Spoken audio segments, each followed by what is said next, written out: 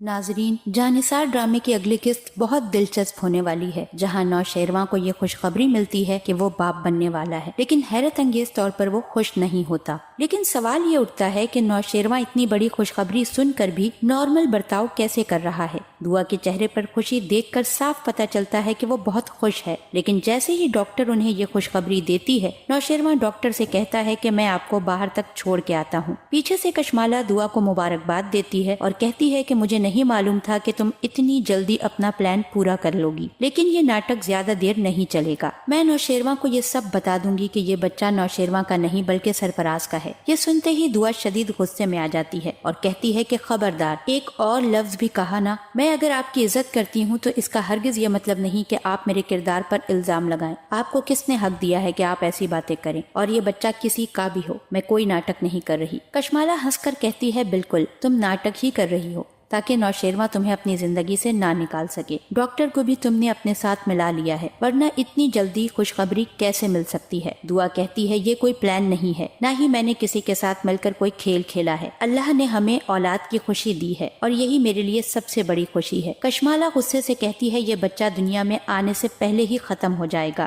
دعا غصے سے کہتی ہے خبردار، اگر تم نے میرے بچے کے بارے میں کچھ برا کرنے کی کوشش کی تو میں بھول جاؤں گی کہ تم کون ہو۔ اتنے میں نوشیروان آتا ہے اور دعا سے ناراضگی کا اظہار کرتا ہے۔ دعا حیرانگی سے کہتی ہے اب کیوں ناراض ہیں؟ اتنی بڑی خوشخبری ملنے کے بعد بھی آپ خوش نہیں ہیں؟ نوشیروان کہتا ہے تمہیں کیا، تم تو مجھ سے جان چھڑانا چاہتی ہو۔ میں نہیں چاہتا کہ کل کو تم لوٹ کر سرفراز کے پاس چلی جاؤ اور یہ بچہ بنا ماں کے رہ جائے۔ یہ سنتے ہی دعا حیرت سے کہتی ہے میں کیوں سرفراز کے پاس جاؤں گی؟ میں تو آپ کے ساتھ رہنا چاہتی ہوں اور ہم دونوں مل کر خوشیوں والی زندگی گزاریں گے۔ نوشیروان کہے گا کیونکہ تم مجھ سے دور دور رہتی ہو اور تمہارے دل میں سرفراز کے لیے آج بھی محبت ہے۔ یہ سنتے ہی دعا کو غصہ آ جاتا ہے اور وہ غصے سے کہتی ہے کہ آپ کیسے میرے کردار پر شک کر سکتے ہیں؟ وہ میری ماضی کی غلطی تھی جس پر میں کافی شرمندہ ہوں اور اسے کبھی نہیں دہراؤں گی۔